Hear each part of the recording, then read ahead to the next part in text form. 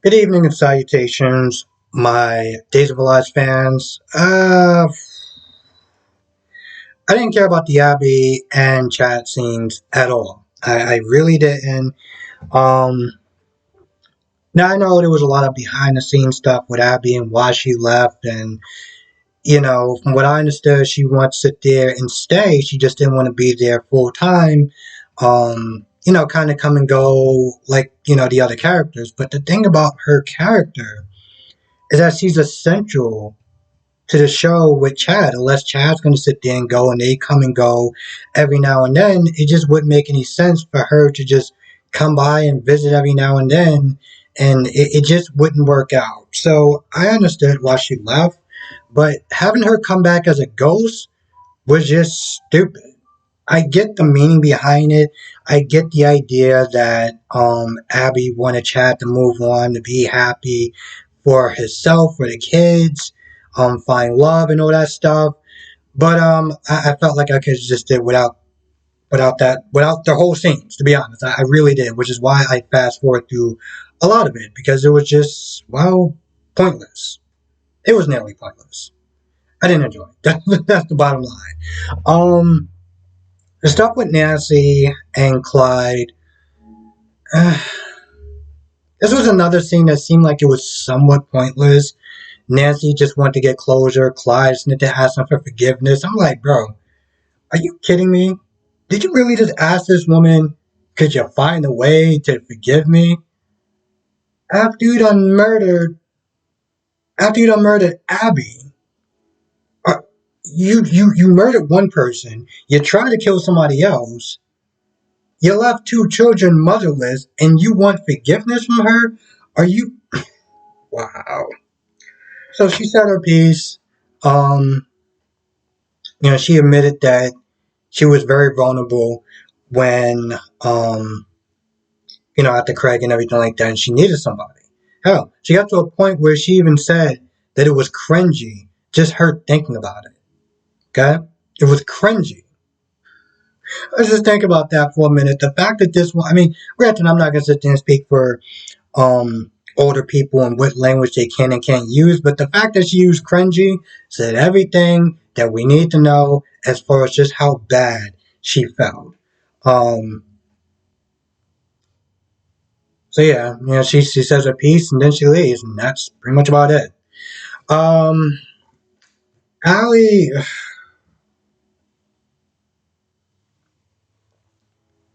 Allie is whining Allie's whining at Johnny for being half naked on the couch, which I would understand to a certain degree. But Johnny's just like, why don't you just invest in an air conditioner, instead of having him burn up and sweat and everything like that. But yeah, she's upset. First of all, Johnny is, again, half naked. Chanel walks by and she starts checking him out. I'm like, Chanel, what are you doing? You chose Allie. You don't get to sit there and start window shopping at this point. Okay, that's just not how that works. You made your choice. Stick with it. Take your eyes, look somewhere else. I don't care if you have to look at it in the sun. Just you don't. No, that's gone. So anyway, she's looking at him. He wakes up. Allie comes in. She's all mad and cranky and everything, and practically tells him to kick rocks. Tells him to kick rocks. He complains about the stuff that he's doing, that he's messy and sweating and he stinks and all that other stuff. So she's just in a foul mood. But what it really comes down to is probably the fact that when she walked in and she saw Chanel looking at Johnny half naked, she got jealous and insecure. So Johnny, there's one point where Chanel's like, do you can't you just give him a couple more days to find, for him to find a place or whatever, instead of just kicking him out on the streets. Of course, Johnny, I'm going to be honest, this isn't just all on Allie. Johnny did sit there and say, oh, well, what, she can't sit there and help our chemistry. I was like, Johnny, you're not helping the situation. Johnny gets dressed, he leaves. And, Allie is just really pissy. And she's just like, yo, do I have anything to worry about? You know? It had a lot to do with the fact that for a good while, Allie waited in hopes of Chanel picking him. Picking her. So, she's still having flashbacks with that. And she even said, I still have feelings for your brother, which really didn't help, her level of insecurity. So I give her, I give it, I give her a bit of leeway with that. But I'm just like, bro, if that's how you've been feeling, then I don't know what to tell you. Like, I wouldn't sit there and be with somebody who I was constantly feeling that insecure about, in a relationship with. And kicking your brother out just because you're insecure about, your relationship. I don't know. I'm just like, it just feels wrong for her to sit there and kick her brother to the curb. Like, and granted, it's not like he doesn't, and I guess in all reality, it's not like he doesn't have anywhere to go. He does have family. Julie, Doug. It's not like he doesn't have no one. Hell, he can swallow up his pride and go back to EJ. So if he chooses to live on the streets, in some ways it is kind of his choice. Let's just be very clear about that. But they somewhat make up or whatever. Yeah, another thing that was really annoying me about Allie is that Allie, she's insecure about Johnny living with her because, the whole Chanel thing. But yet you was sitting there chewing out Ava not that long ago. So I'm just like, what do you want? I get that she wanted to be there to be protective of, her brother and stuff like that, and seeing how Ava was kind of wilding out with rape and everything, it's understandable. Honestly, tell you, I have to sit there and be honest because I don't like her, but at the same time, I do have to give her credit. What credit's due. It's rare, but they do come up. When they do, I give her a point. When Shen came over at Chloe's place and was at first like, hey, just want to see how you were doing after the whole Clyde thing. I hope your mom is okay. You could just tell it was something that was just so phony about that. And I was like, what? I'm going to let it rock because technically they do, work under the same umbrella.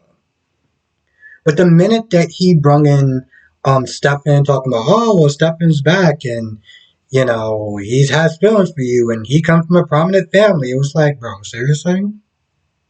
And Chloe spotted that right away. Chloe's like, listen, even, if I wasn't with Brady, I still wouldn't want to be with Stefan. So if you're worried about Gabby going back to Stefan, I can't help you with that. Chloe pointed that out, and I'm like, bro, you gotta sit there and come in her place and try to treat her like she's an idiot. And granted, I don't even like this chick. And the fact that you try to insult her intelligence was like, bro, are you kidding me? This is a problem with people like that, is that they walk in a room and they think they're the smartest person in the room, and they love to try to insult your intelligence. And it's just something about that level of arrogance. It just kind of pisses me off. Meanwhile, while that's going on, you got Chad. Not Chad. You got EJ and Stefan talking about getting back to Damara's company and Chloe and stuff like that, and trying to get Johnny and Ava onto his side. And he basically is like, I'm just gonna lie to them, whatever it takes. Just get them under one umbrella because even if Stefan has his shares back, it doesn't matter. As long as they can get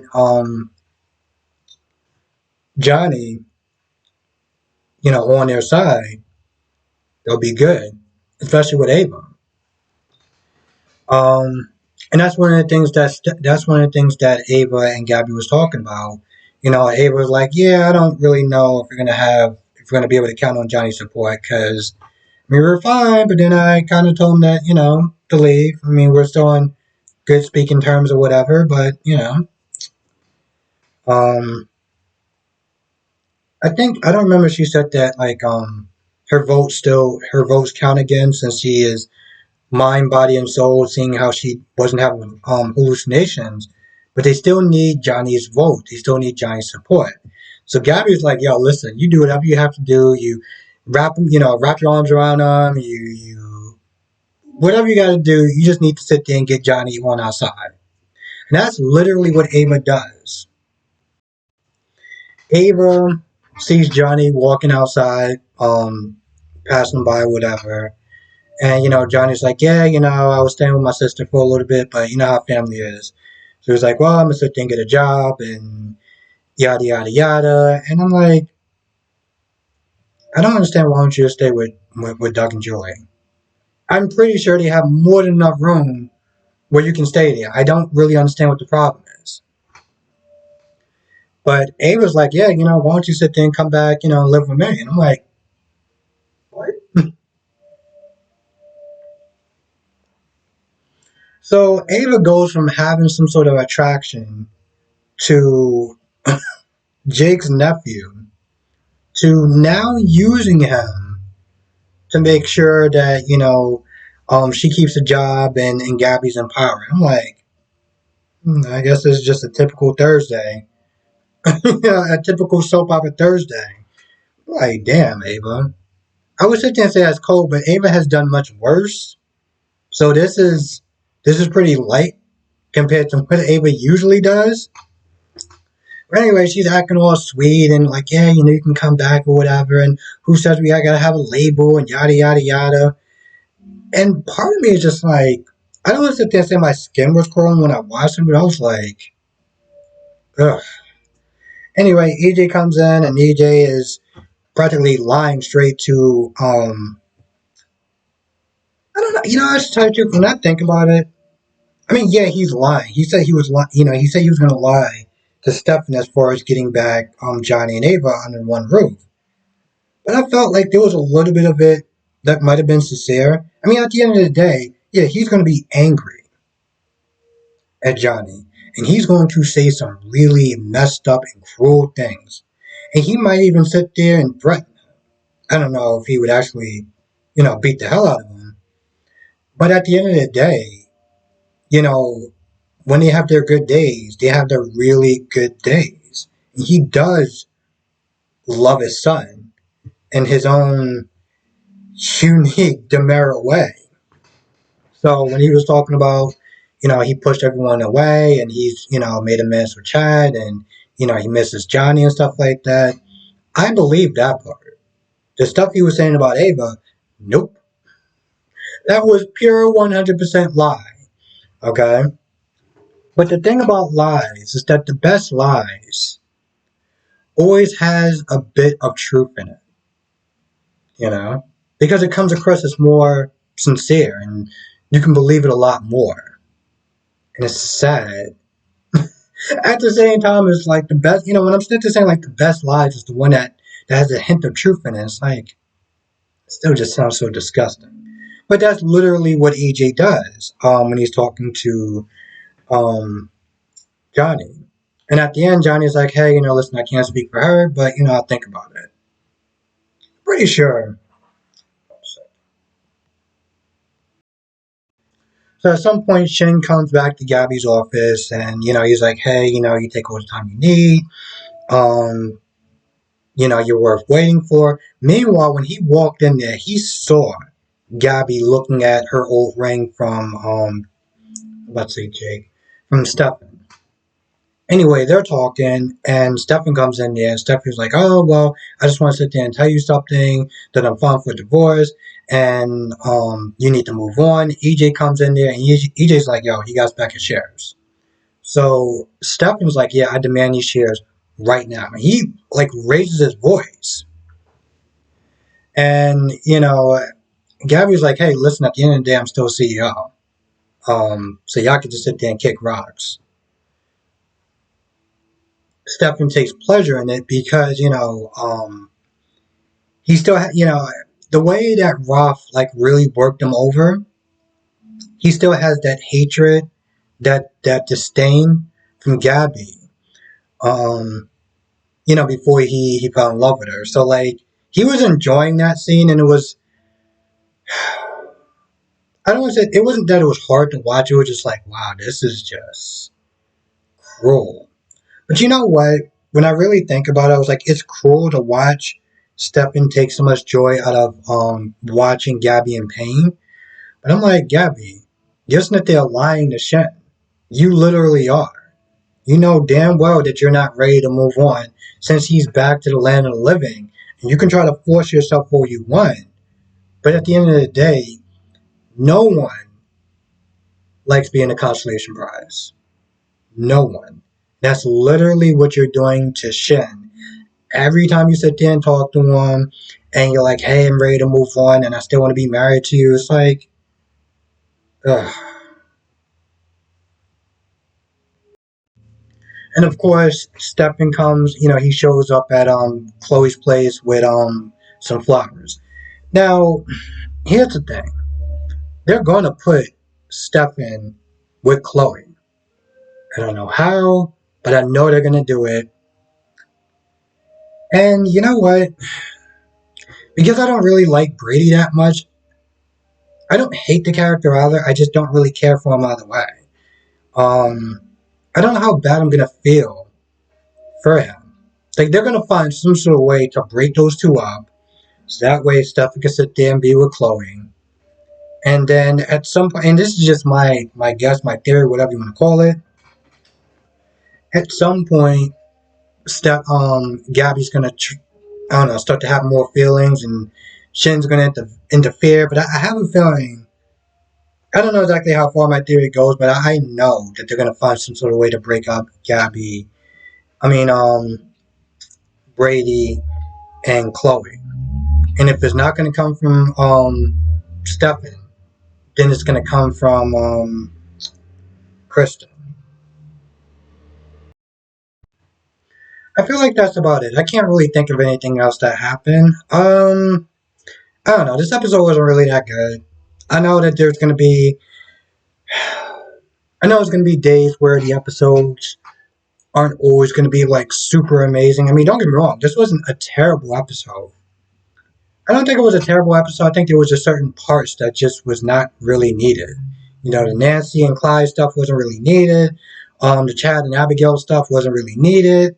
Um, Everything else was decent. So, I don't know. I didn't watch General Hospital yet, so I can't sit there and comment on, if you watch both of them, which one should you watch first. But I don't know. I would sit there and say still give it a watch. But there's definitely parts you can sit there and skip. Anyway, with that being said, I'm gonna go. I want to thank you for watching. Be safe, and I'll see you in the next video.